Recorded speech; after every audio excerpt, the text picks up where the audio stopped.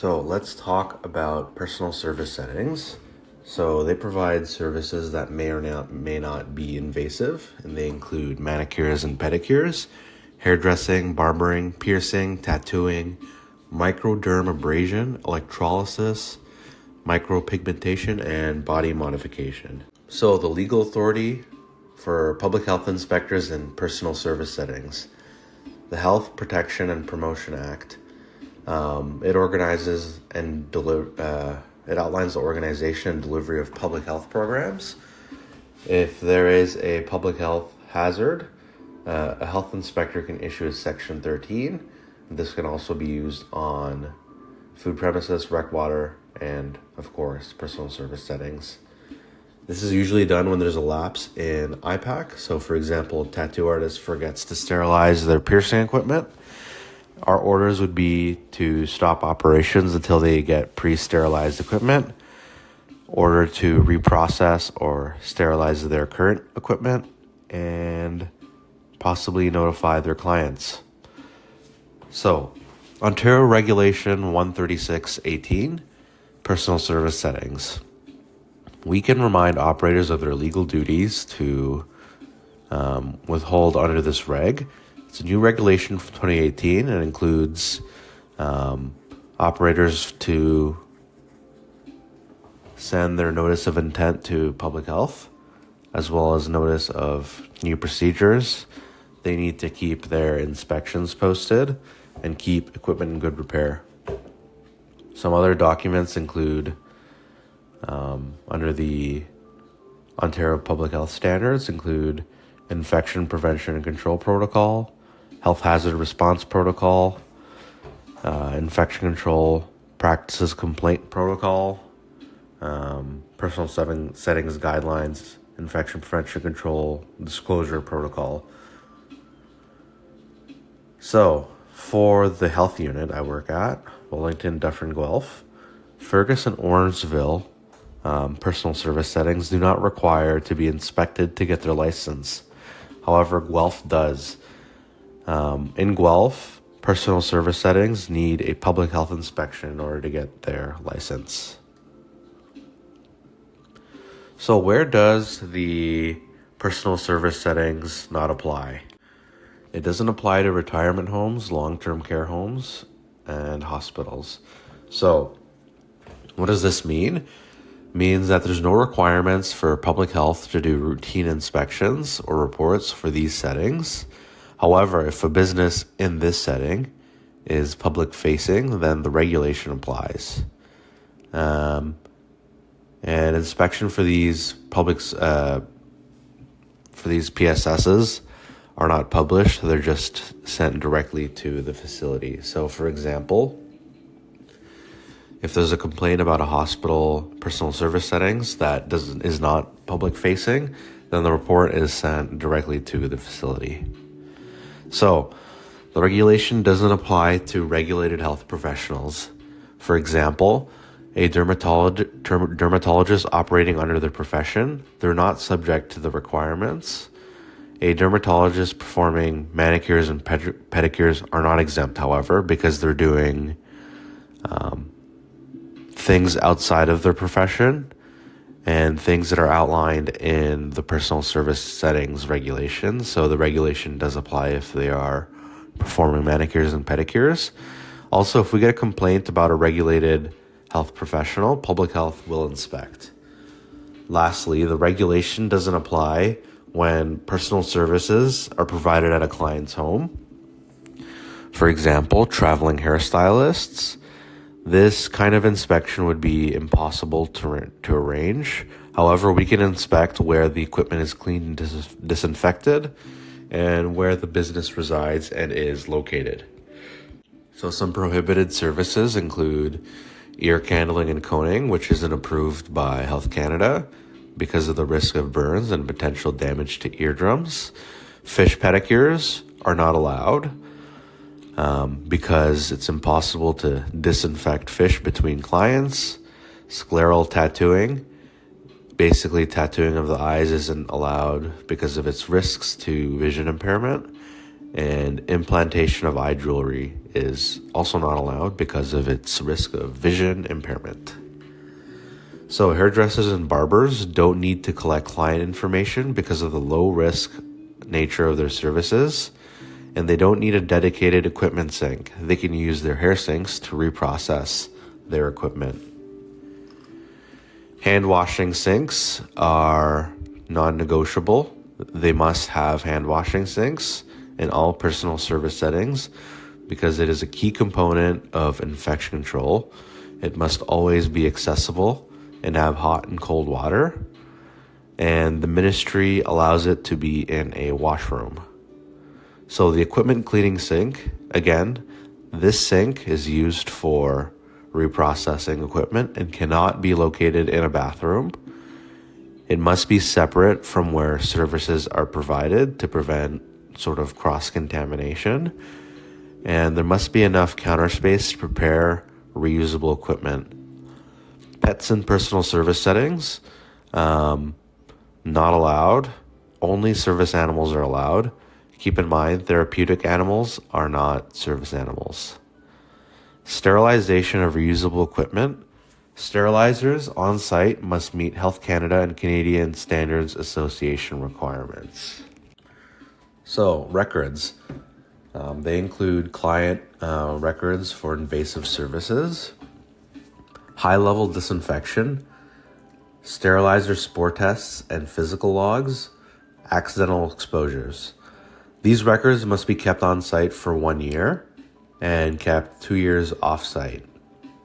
So the accidental exposure report, it collects information such as client contact information, the incident or body part where that was exposed and where and what service was provided, corrective actions taken, information of the staff, and if public health receives a complaint about an accidental exposure, then we will review this log.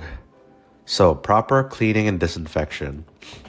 Cleaning is the physical process of removing organic matter and debris through manual cleaning. It usually uses detergents to enhance scrubbing, and it physically removes microorganisms but doesn't kill it. So cleaning is useless without a kill step. Disinfection. This is the process of killing microorganisms or rendering them inert, depending on the disinfectant used. The disinfectant effectiveness depends on how long the disinfectant or tool, how long the disinfectant is on the surface or tool. Disinfection is more effective when cleaning is done first. Most personal service settings use cleaning and disinfection method when reprocessing. Disinfectants. We want to ensure that disinfectants are suitable for the premises we are inspecting, and disinfectants should be what type of disinfectant should be based on what items are being used. Some premises offer procedures that are higher risk for transmission. So some things we look at for disinfectants are its drug identification number, DIN, or national product number, NPN. So these digits, it's an 8-digit number, and it indicates that Health Canada approved it for its effectiveness, for its intended use. These numbers prove that the product claims have been tested and are true. Some notes: bleach doesn't have a DIN or an NPN, but it's considered appropriate when diluted. DIN and NPNs are not required on all disinfectants, and if we can't find it on a disinfectant, Health Canada has a drug identification number database where we can look up products without drug identification numbers to see if it's approved. Next thing we look at is expiry date. If a product is expired, then claims for disinfection are not applicable. Expired products need to be discarded safely and replaced with non-expired products. Efficacy. How effective disinfectants are at disinfecting microorganisms. So basically, it's the strength of the disinfectant. We can tell the efficacy of this product, of each disinfectant, based on what it kills. So what it kills tells us about its strength. Different types of equipment or personal services may need different types of disinfection. So low-level disinfectant, so it could be labeled as a hospital-level disinfectant. And the main things we're looking at are that it kills Pseudomonas, Staphylococcus, and Salmonella. Most viruses are also killed because most viruses have a lipid envelope and are easier to kill. These disinfectants, low-level disinfectants, can also be used as surface disinfectant and used on non-critical equipment. Intermediate level disinfectants. So some clues to tell us about an intermediate level disinfectant include claims of it being mycobactericidal, broad spectrum disinfectant, and virucidal. So the key words we're looking for are that it kills tuberculosis, so it's tuberculocidal. It kills most bacteria, fungi, and viruses. It's important to note that this doesn't kill spores, which are the hardest thing to kill, and it can kill non-lipid viruses. It can be used as a surface disinfectant and on non-critical equipment. So high-level disinfectant. So these are sterilants or sporicidals. These kill all bacteria, fungi, viruses, and some spores. It's used for the immersion of equipment and not as a surface disinfectant. So reuse claim. This is another thing we look at when we look at disinfectants. This is the time period where disinfectant can be reused while maintaining its strength. Diluted bleach must be reused daily to maintain their proper strength. So meaning we need to make new bleach daily, and we need to ensure that operators are doing this. 70 to 90% alcohol must be replaced after each use because it evaporates quickly. Preempt CS20, an accelerated immersion disinfectant, can be used for 14 days because it's very stable. Some other things we can look at, some other properties of disinfectants can be its dilution. So products can come in multiple forms: ready to use or concentrate. So RTU, or ready to use, products are manufactured at a specific strength and are ready to use, and they're usually more expensive. Concentrates are a bit cheaper, but they must be diluted according to the manufacturer's instruction. And operators must be able to demonstrate that they are able to measure the correct ratio of water to disinfectant. We also have test strips to verify. Cleaners, disinfectants, and 2-in-1 products. Cleaners shouldn't be used as disinfectants. These products only remove visible soils or debris from a surface or equipment. Disinfectant. These should only be used for disinfection. An example is CS20. It should only be used to immerse equipment. It has a 20-minute contact time and is useless on surfaces because for it to work, the surface has to be wet for 20 minutes, which is really hard. 2-in-1 products use both cleaning and disinfectants. It could be a one-step 2-in-1 product or a 2-step product, so meaning there's 2 separate wipes, for example. Lastly, we look at the contact time of disinfectants. This is the amount of time a surface must stay wet for the disinfectant to be effective. Disinfectants can have more than one contact time for different organisms, and it can also have one universal contact time. Bleach and alcohol have a contact time of 10 minutes. The shorter contact time is easier to disinfect, and the preferred contact time is 5 minutes. Bleach. So it's a common disinfectant because it's very cheap, and we must be diligent with the dilution and contact time. Some bleach products are not meant for disinfection, so for example, lemon-scented bleach. Alcohol. Either ethyl or isopropyl alcohol must be between 70 and 90%. It's less effective at higher concentrations because alcohol needs water to denature bacterial proteins, which is its antimicrobial action.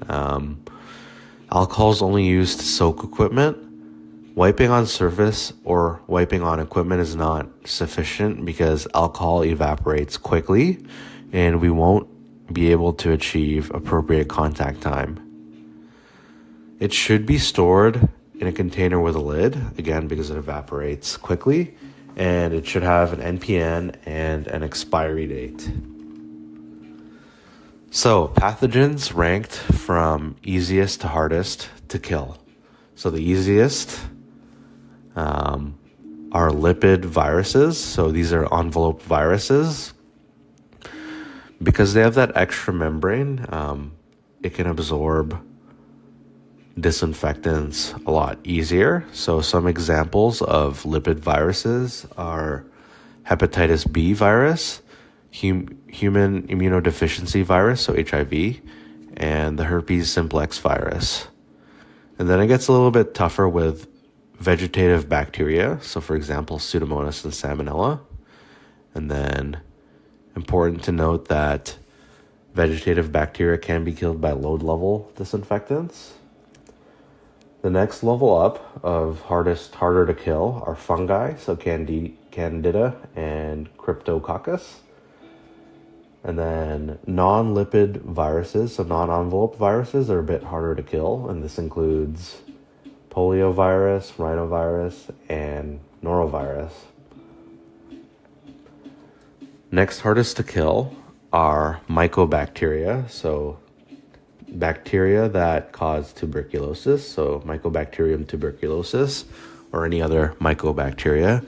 And the hardest organisms to kill are bacterial spores, and this includes Bacillus species and Clostridium difficile.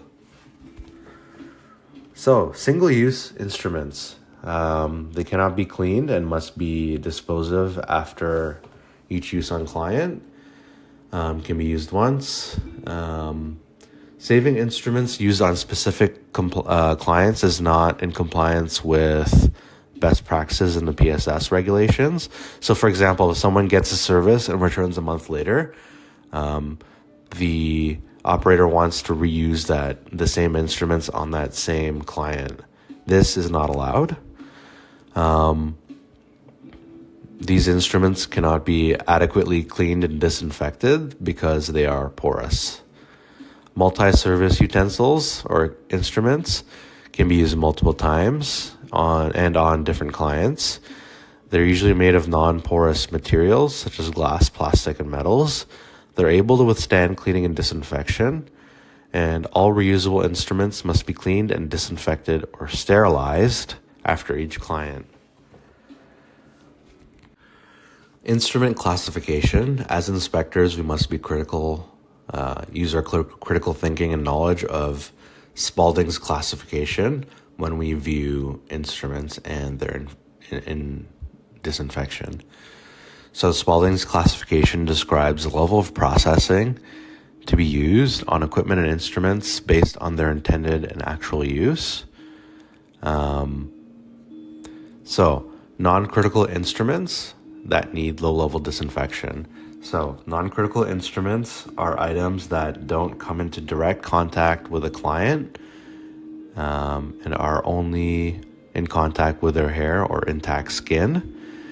These instruments include combs, brushes, scissors, tweezers for applying fake nails, straight razor blade handles, and this is only if, in the occasion blood is drawn on the handle and needs intermediate level disinfection.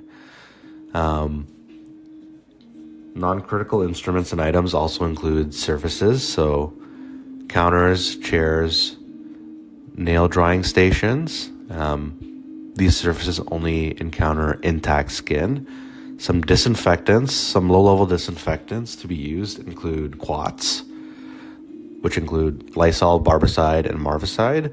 Bleach at 100 ppm, which is a 1 to 500 ratio. And there are also recipes on how to make this, and we also have test strips to verify. And lastly, 3% hydrogen peroxide. Non-critical instruments that require intermediate level disinfection. So these items come into contact with intact skin, but have the potential to come into contact with non-intact skin, mucous membranes, and might be able to penetrate skin. So these instruments include nail clippers, cuticle clippers, metal foot files, ear pierce guns, foot bath basins, tweezers for hair removal or applying lashes. And again, these are not meant to come into contact with non-intact skin, but have the potential to.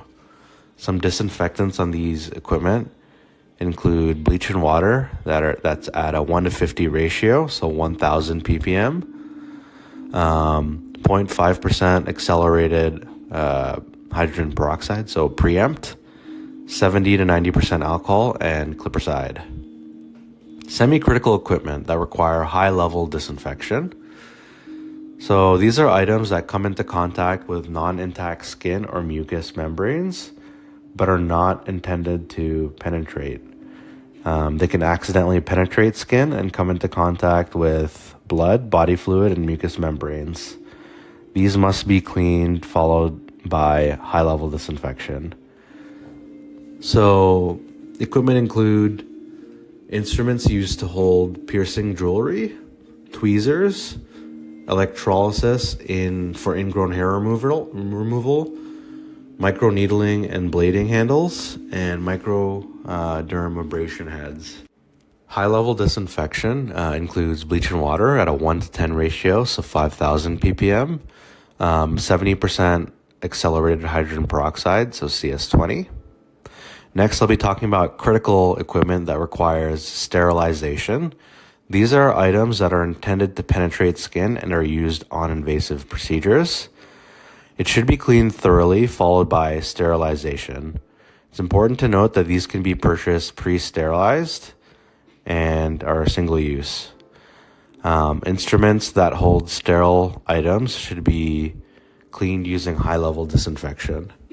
So equipment includes piercing jewelry. Piercing jewelry should be bought pre-sterilized. Tattooing and body piercing equipment.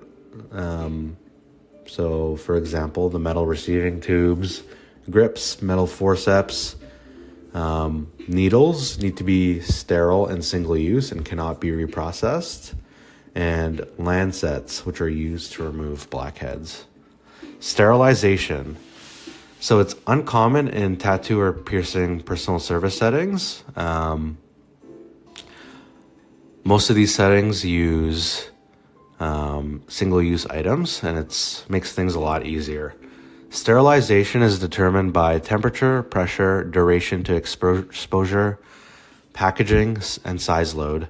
After sterilization, it's important that equipment must be stored sterile until its use. Sterilizers purchased must be listed on the medical devices active license listing, and there's an archive list as well for older machines, but they're required to have a printer or USB function to produce the parameters, and they must be able to be serviced by the manufacturer. There also must be replacement parts available, and it must have the ability to be serviced. If a sterilizer is not on the archive list or the active list, the sterilizer must not be used. So let's talk about approved methods of sterilization. The most common one is an autoclave, so steam sterilization. And there are 3 types of steam sterilizers. Gravity displacement, in which the steam enters the chamber of an autoclave and pushes the air out by gravity. However, it's a very long cycle. Pre-vacuum sterilizers. This removes the air from the chamber using a vacuum, and then steam is pushed into the chamber.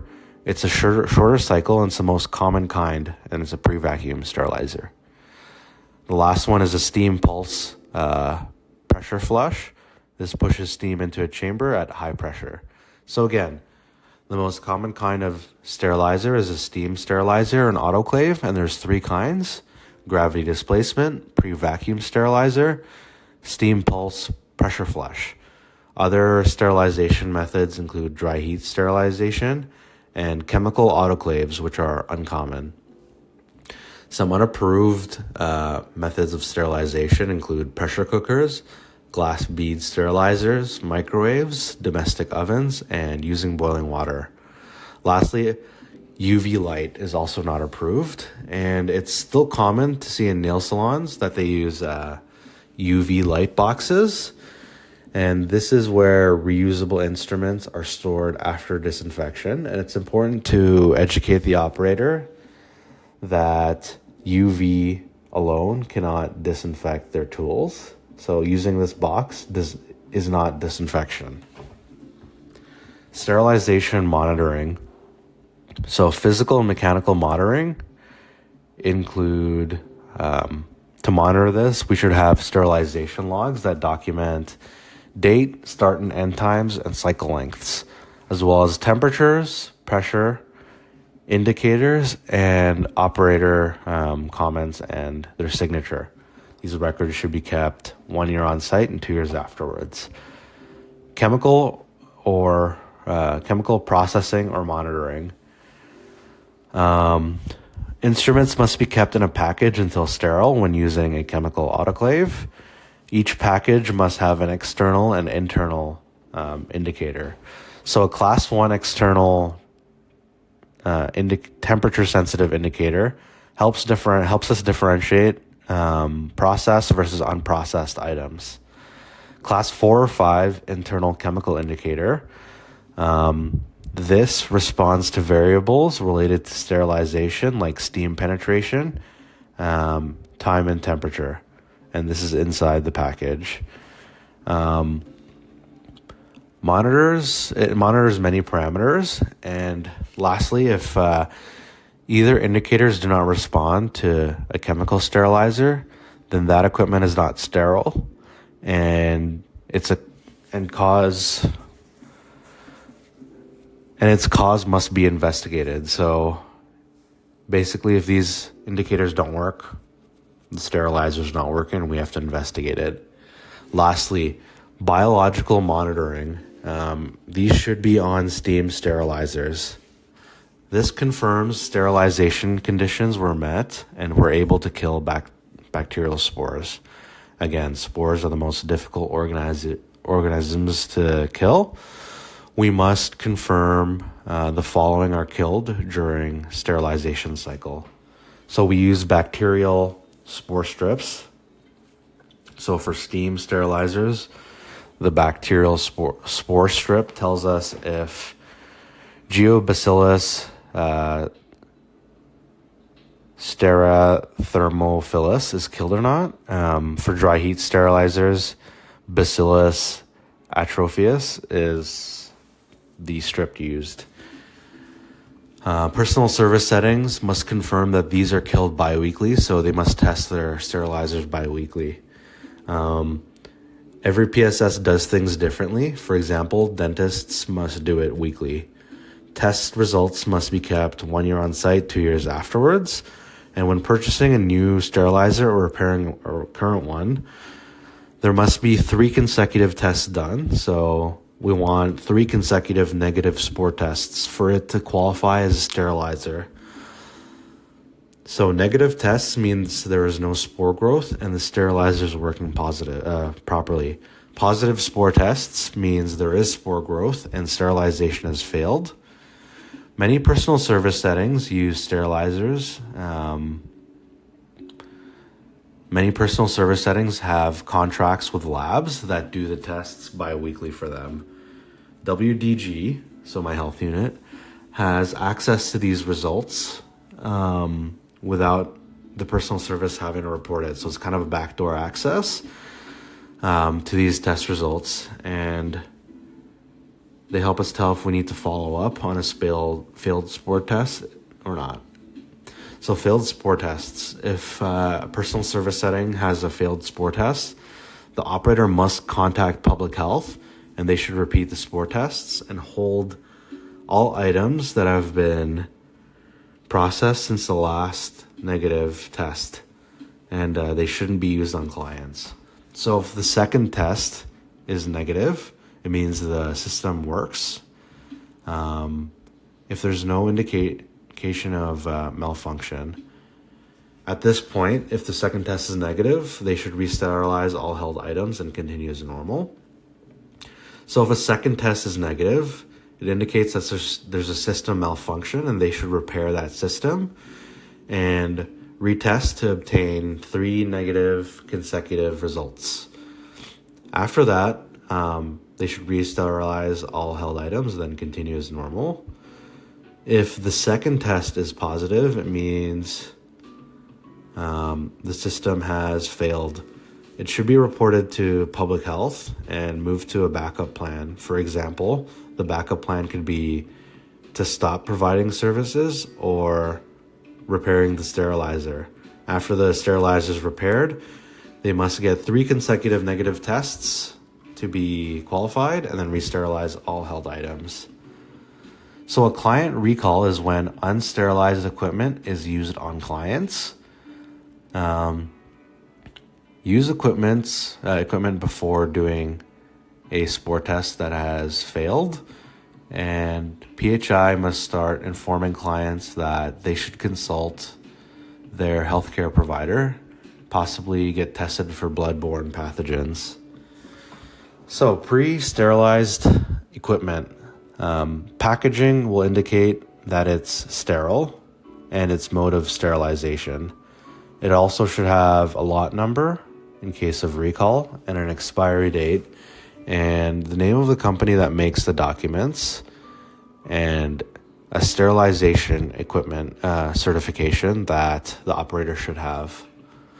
Personal service inspections. So we start off by looking at overall cleanliness. You can tell a lot about a premises before asking too many questions based on their overall cleanliness. So for example, debris on work surfaces or unkept washrooms. So poor environmental cleaning could reflect on poor equipment processing. So hand washing sinks are another thing we look at during our inspections. They must have hot and cold water, liquid soap, and a sanitary means of drying hands. Alcohol-based hand rubs that are at least 70%, between 70 and 90%. These should be a hand reach away from all service areas to promote hand hygiene wherever operators are. Cleaning sinks, these cannot be in a washroom and dedicated to equipment cleaning only, and should be able to submerge the largest piece of equipment during cleaning. Storage, so clean and dirty items should be stored separately to prevent cross-contamination. Equipment cleaning and disinfection.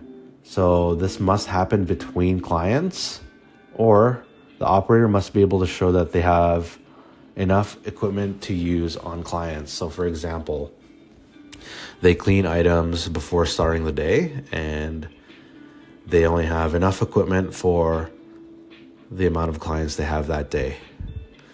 Work surface cleaning and disinfection.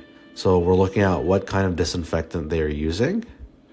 Laundry, is it done on-site or off-site? And how are linens maintained?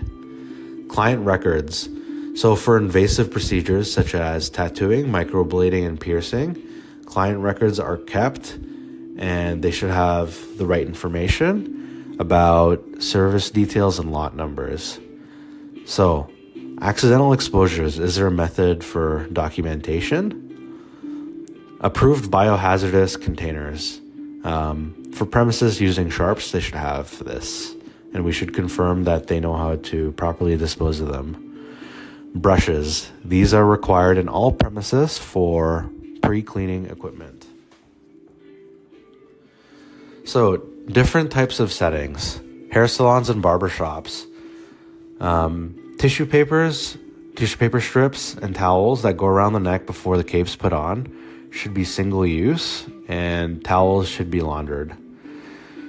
Single-use disposable blades, for example, straight razor blades, the handle does not require processing, and the blade guard can be reused. So fixed blade razors, these are uncommon. These fixed blade razors must be sterilized. Blades are not removable. If they are removable, then we don't really need sterilization because you'll just use a new blade. Styptic pencils. So these are used to coagulate blood quickly and kind of heal wounds. Comes in a powder or liquid form. They're allowed as long as they're dispensed in a manner that doesn't cross-contaminate the remaining product. For example, Vaseline and using our fingers. When we use our fingers to get Vaseline, it's not properly dispensed. But pump dispensers are examples of good manners of dispensing product. Styptic pencils cannot be reused because of its risk of transmitting bloodborne infections. It's common in barbershops and nail salons. Should be a liquid and properly dispensed. So onto a cotton swab from a pump while not touching the client with a bottle. Manicures and pedicures. Manicure Credo microblades are single use and should be disposable. And the metal blades on metal handles used to cut calluses, that's what they are. And these blades must be single use and go into a sharps container. Methacrylate, so MMA. It's an adhesive used for nails, not permitted by Health Canada. Produces strong gases and it's an environmental exposure risk. Foot baths. Non-recirculating foot baths are the preferred method. They're more common and more sanitary. They should be cleaned and disinfected with intermediate level disinfectant after each use. And it's important to clean the jet screens too.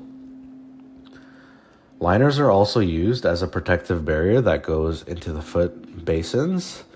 It reduces the time basins need to be cleaned. Liners should be discarded after each use. Cleaned and disinfected with intermediate level disinfectant. Recirculating foot baths. These have piping that recirculates water. Water can contain detergents, creams, skin cells from the client, and these can lead to biofilms in the lines, which can harbor pathogens such as Pseudomonas. These aren't really preferred because they're harder to clean due to the piping. There are more steps required for cleaning and disinfection, and it has a higher risk of infection because it's really hard to clean those lines. So steps for cleaning recirculated foot baths include using a cleaning solution that recirculates through the pipes, and then using clean water to circulate in the pipes to rinse. And then lastly, to use an intermediate disinfectant with appropriate contact time in the piping. Next, filters and screens. If there's no piping, then it means the screen is magnetic and must be cleaned after each use with intermediate level disinfectant. Piping. So if there's piping, it means the screen must be unscrewed and dismantled at the end of each day, and we should use intermediate level disinfection. Ear piercing. So, piercing with handheld devices. The gun must be used only on the fleshy parts of the earlobe and on nothing else. This isn't the case if the manufacturer's instruction clearly approves it to be used in other parts of the body. Most guns can damage cartilage with a shear pressure and can cause the area to be prone to infection, can lead to inflammation in the ear, like cauliflower ear. Guns without cartridges aren't recommended because of the potential blowback and potential exposure to blood on the gun. And we're concerned because these guns can't withstand sterilization methods. So again, they're not really preferred. So guns without cartridges. Sterile single-use cartridges are fine because, again, they're single-use, and then the gun can be cleaned afterwards using intermediate-level disinfectants or high-level disinfectants. So lastly, tattooing and piercing. It's important to determine what is reused and what isn't when we're inspecting tattooing and piercing settings. And if it is reused, we want to see if it's reprocessed effectively. Instrument storage should be stored to prevent contamination. For example, we don't want it stored under a sink, underneath plumbing where it can get wet potentially from leaking pipes. Cleaning, disinfection, and sterilization, and instrument disposal. So sharps containers should be used. Containers shouldn't be overfilled. And we want to know that they know how to properly dispose of sharps. If they're using an autoclave, we want to see if it's approved and do they do the 3 types of monitoring. Client records, we want to see if they're proper. And then we want to see if they provide aftercare instructions. At minimum, they should be telling clients to seek medical attention if infection were to occur. And that concludes notes for infection control and personal service settings.